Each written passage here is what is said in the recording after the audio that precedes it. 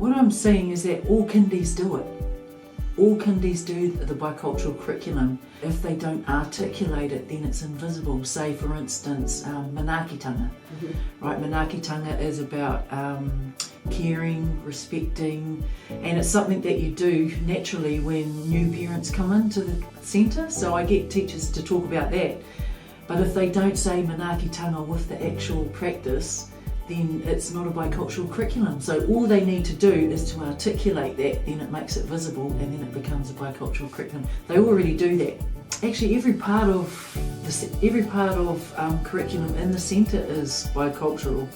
So, for instance, when they draw attention to these are the processes that we have, so karakia for kai, and also not stepping over people's lunch. So, for instance, if they're having lunch, the kids don't step over the lunch, each other's lunches.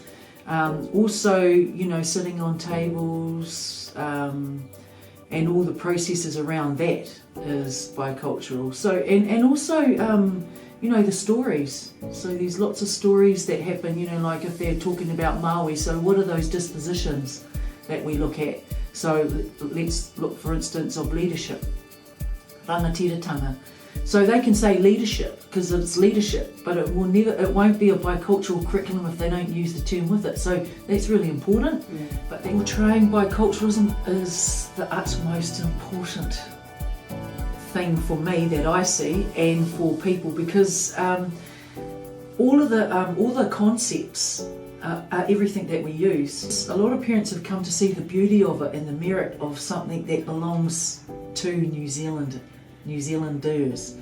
and that actually that makes us different from the rest of the world.